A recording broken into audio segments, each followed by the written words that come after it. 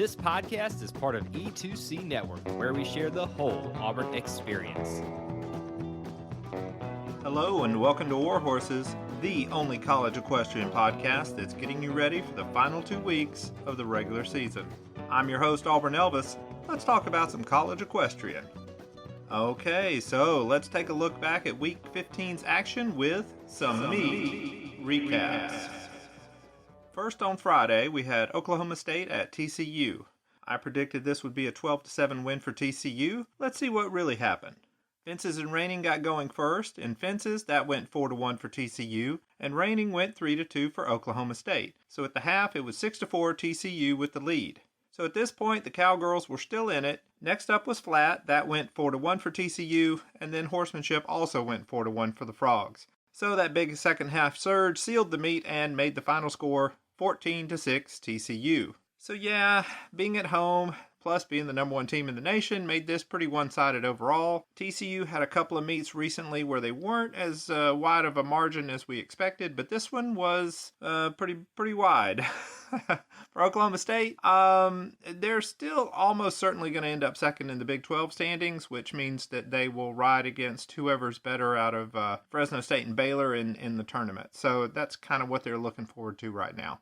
Next up, we have SMU at Texas A&M. I predicted this would be a 9-9 tiebreaker win for Texas A&M. Let's see what really happened. Flat and reining started things off. Flat went 3-2 for Texas A&M, and reining went 2-1 for Texas A&M. That made the halftime score a close 5-3 lead for Texas A&M. Fences was next, and here SMU started their comeback attempt, winning it 3-2. And then we had horsemanship, and A&M took that 3-2, making the final score 10-8 Texas A&M. So this was a really nice win for the Aggies. They got revenge for that fall loss at SMU. That meet was a 9-9 tiebreaker loss for them, so this one kind of tips the margin of victory just a little bit in their favor. Now they'll take a week off and they'll get ready for Auburn. For SMU, even in the loss, this was a pretty good performance. They won all of the darn MOPs in this meet, which is rare for the visiting team to do. Kind of shows SMU has improved in their road performances from that shocking loss at Fresno State that they had in the fall. If they keep riding like this on Saturday, they could definitely beat Auburn. All right, next up we have UC Davis at Fresno State. And last week I predicted this would be an 11-7 win for UC Davis. Let's see what really happened. Fences and horsemanship started things off. Fences went 4-1 for UC Davis, and horsemanship went 4-0 for Fresno State. That made the halftime score a very tight 5-4 lead for the Bulldogs. On we go to the second half. Flat was a 2-2 tie, so everything came down to reining at the end, which went 3-2 for UC Davis, and then we ended up with a tie, 9-9. The homestanding Bulldogs ended up getting the tiebreaker win, 1590.25 to 1469.50. So very, very close. But still, this is a big win for Fresno State. They're kind of locked in a 5-way battle for the last spot to Ocala with Baylor, UT Martin, UC Davis, and Delaware State. So defending their home turf was a must. For UC Davis, this would have been a great win if they could have gotten it here on the road. It would have really set them up for a pretty good shot at Ocala if they'd had that, plus a pretty successful conference tournament run. But instead, they kind of surrendered control of their destiny to several other teams. Okay, last meet of the weekend was Georgia at South Carolina. This one I predicted would be a 9-8 win for Georgia. Let's see what really happened. Flat and horsemanship got the meet started. Flat went 4-1 for Georgia, and horsemanship also went 4-1 for Georgia. So the halftime score was 8-2, and right off the bat, Georgia was in control of this one. Fences was next. That went 4-1 for South Carolina. That kind of kept them in the meet until reining, which they also won 3-2, but that wasn't quite enough. It just made the final score a more respectable 11-9 win for Georgia. So really good win for the Bulldogs. They haven't always been stellar away from home, but this was a great time to get it all going on the road. For South Carolina, like I've been saying, the Gamecocks are the fourth best team in the SEC, and this kind of proves it. The best teams just don't lose at home, unless, of course, it's to the previous year's national champion, and that's a weird quirk that, the last decade of national championship winners have had. But still, fourth in the SEC is still better than like 3/4 of the teams in the sport, so that's nothing to be ashamed of. Okay, well that was all of the weekend's action. Now let's turn our attention to the Golden Scoresheet Awards. The Golden Score Sheet Awards is a competition where each week I review all of the official score sheets and I award deductions and bonus points based on the number of errors that I find. Every team begins the season with 100 points, and at the end of the season, the team or teams with the highest point totals will win an actual award from me commemorating their achievement in outstanding records keeping. Now, I have checked the latest score sheet, and there were some errors by some of the host teams. Fresno State is adamant about not filling in blank boxes when there are zeros, so they lost over 20 points off of their score sheet this weekend. Texas A&M continues to have some rounding issues in some of their cells and their Western equivalency totals. And boy, I really hope they fix that before the conference tournament weekend. South Carolina, you had a math error in your reigning total, and it threw off your whole Western total, and it threw off the Western equivalency and the tiebreaker total. So, yeah, not good there. But TCU, beautiful, lovely TCU. You turned in another better than perfect score sheet. So, here we go. Let's look at the top teams that are still in the running for this thing. This week, we have a new number one team. With 101 points, in first place is TCU. In second place with 100 points is Sacred Heart. In third place with 98 points is Oklahoma State. In fourth place with 97 points is Baylor. In fifth place with 96 points is UT Martin. And tied for sixth with 95 points are Auburn and Delaware State. Now, I just want to say that these are unofficial totals right now. Once the regular season is over here in 2 weeks, I'm going to review all the numbers, do a double check on everything, make sure I've got it all the deductions, the bonuses, and everything that everybody has earned. And then once we get to the conference tournament week, I'll announce the official winner. All right, so with that out of the way, now let's take a look at the official Auburn Elvis College Equestrian Rankings. So at this point, I'm going to forego my usual soapbox rant about how South Carolina and most of the teams are performing just as I have them ranked, and we're just going to get into things. Number one is TCU. The Frogs are 10-0. They only have 2 more meets this season. Both of them are going to be on the road, and we haven't seen a lot of road challenges for them this season, so it'll be interesting to see how they do here on the home stretch, or the road stretch. Number 2 is Texas A&M. The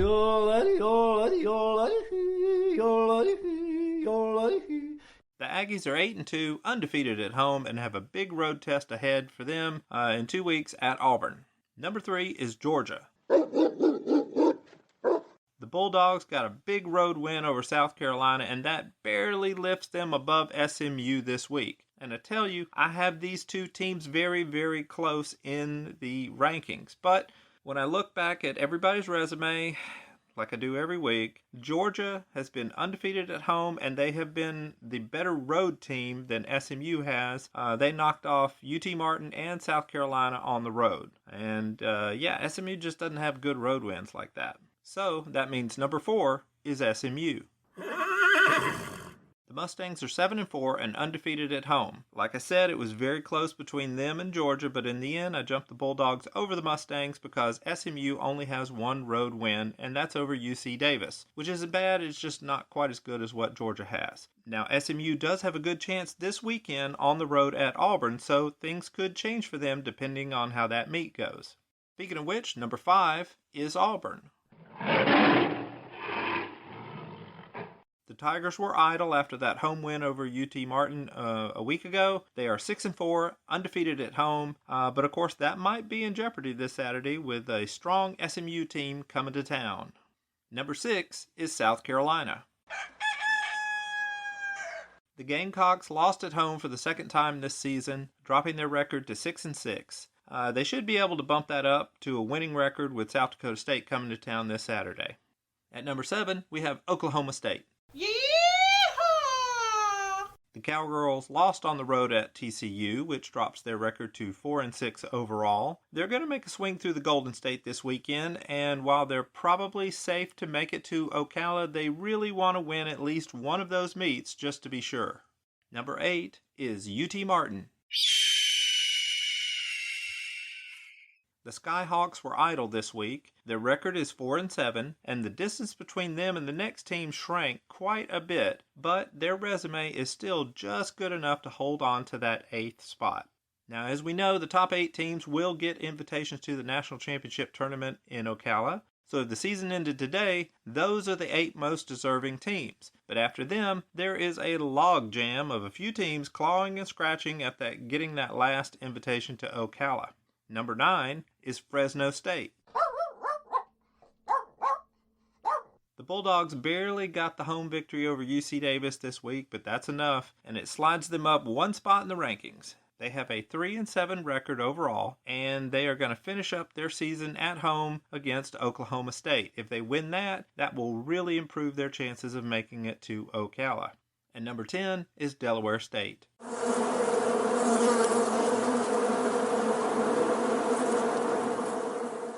The Hornets return to the rankings after a short hiatus. They have a 4-4 record, but the biggest thing hurting them is how few big-name opponents they've ridden against compared to most of the other teams. I'm not as optimistic about their chances to make it to Ocala as I once was, but we could still see enough chaos among the teams in front of them to maybe open the door for them once again. Now, we didn't have any single discipline action this week, so I'm just going to run through all of these very quickly. Lynchburg, Sweetbriar, Dartmouth, Swanee, Sacred Heart, College of Charleston, Bridgewater, and Berry College, if they show up. All right, only a couple of weeks remaining in the regular season, so let's take a look at this weekend's action with some meat previews. First on Friday, we have Berry College at Lynchburg. I don't hold out a lot of hope for the Vikings here. I think Lynchburg wins fences 5-0 and wins flat 5-0 as well. And for all you Alabama fans listening, that would be a 10-10 Lynchburg victory. Next up, Minnesota Crookston at UT Martin. The Golden Eagles might get a few points, but probably not a lot. I think fences goes 4-0 for UT Martin. Flat goes 5-0 for UT Martin. Horsemanship, I think, will go 4-1 for UT Martin. And reining will go 5-0 for UT Martin. Add that up, and I think we're going to have an 18-1 rout in favor of the Skyhawks. Okay, South Dakota State at South Carolina.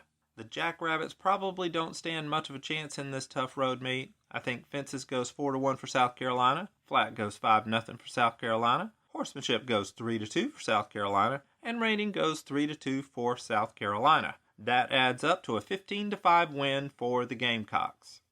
Next on Friday is TCU at Baylor. Can the Bears get an upset win at home over the number 1 team? Probably not. I think fences goes 3-1 for TCU. I think flat goes 3-1 for TCU. I think horsemanship goes 4-0 for TCU. And I think reining goes 4-1 for TCU. Add that up, and I think it's going to be a big day on the road for the Frogs with a 14-3 win. Now over we go to Saturday, SMU at Auburn. Oh boy, here we go. Auburn's 35-meet home winning streak is in some jeopardy here, I think. Fences, I think, goes 4-1 for Auburn. I think flat goes 3-2 for SMU. I think horsemanship goes 3-2 for Auburn. And I think reining goes 3-2 for SMU. Add that up, and I think we're going to see a 10-9 home win for the Tigers. All right, South Dakota State at Georgia. Can the Jackrabbits knock off Georgia? The answer is no. Fences should go 4-0 Georgia, flat should go 5-0 Georgia, horsemanship should go 4-1 Georgia, and reining should also go 4-1 Georgia, making a final score of 17-2 Georgia. Berry College at Sweetbriar. The Vikings might be able to get a point or two from the Vixens. Let's see. I think fences goes 4-0 for Sweetbriar, and I think flat goes 4-1 for Sweetbriar, making the final score an 8-1 victory for Sweetbriar. Oklahoma State at Fresno State. This is a big meet for both teams as they are both fighting to stay in the picture for an invite to Ocala. Fresno State will probably have a slight advantage at home, but will it be enough? Let's see. I think Oklahoma State wins fences 3-2. I think flat goes 3-1 for Oklahoma State. I think horsemanship is a 2-2 tie, and I think reining goes 4-1 for Oklahoma State. Add that up, and I think we're looking at a 12-6 win for the Cowgirls. And we have one final meet to look at on Sunday. Oklahoma State at UC Davis. It's another big California meet, and here we go. I think fences goes 3-1 for UC Davis. I think flat goes 3-2 for UC Davis. I think horsemanship goes 2-1 for Oklahoma State. And I think reining goes 4-1 for Oklahoma State. Add that up, and I think we're going to see a 9-8 road victory for Oklahoma State. All right, before I sign off, recently I was asked a question by a writer about how All-Americans are calculated. So, if you look up in your copy of the NCEA rulebook, there is a section, it's 10.2, all about All-Americans. It says you have to have a 2/3 winning percentage, you have to have ridden in 2/3 of your meets, and you have to have an adjusted NRS score of 85 for flat, 90 for fences, 75 for reining, or 80 for horsemanship. So this was the part, she all knew all that stuff, but her real question was, how is the adjusted NRS score calculated? And that part is not in the rule book. So my first guess was maybe it was a straight average that maybe gets changed a little bit for the Western rides, like the Western equivalency formula. Wasn't sure, so then I asked a friend of the show, U.S. Equestrian Federation President Tom O'Mara, and he said that he wasn't sure exactly what the formula was, but as he recalled, it is not a straight average, and that basically it gives weight to home and away scores differently and stuff like that. So I asked around to some of my other contacts, and basically I was told, yes, it is a lot more complex than a straight average. It does weigh the home and away scores that you get from the judges differently. So if you get good scores on the road, that is big. Also, the margin of victory is factored in, and there is a bonus for getting a point for your team on the road. So while I did not get the actual math behind it, the sense that I got was that if you meet the other requirements of, how many meets you've been in, what your winning percentage is, and all that, getting points on the road is key. So if you're in that edge where, your winning percentage is there, but you're kind of struggling on the road, then you might have some trouble getting an All-American status. And remember, the point of All-American is that you are somebody that could get into the starting lineup on just about any team in the nation. So if you realistically think, you're on that level, then don't worry too much about the math. And we should all worry a little less about math. That is, unless you are the Texas A&M scorekeeper, because you folks do need to worry about the math because your last two score sheets have had some rounding errors, so please fix that. Well, that is all for this episode. I'm your host, Auburn Elvis. I thank you very much for listening, and war horses. Thank you for tuning in to today's episode on the E2C Network. On your way out, I want to remind you to stop by e2cnetwork.com. It's your one-stop shop for all our content across our podcast, YouTube channel, and much more. To stay up to date with us, make sure you're following social media accounts such as Facebook, Twitter, and Instagram. While our content here may always be Auburn sports heavy, if it's orange and blue, it's what we do. War Eagle.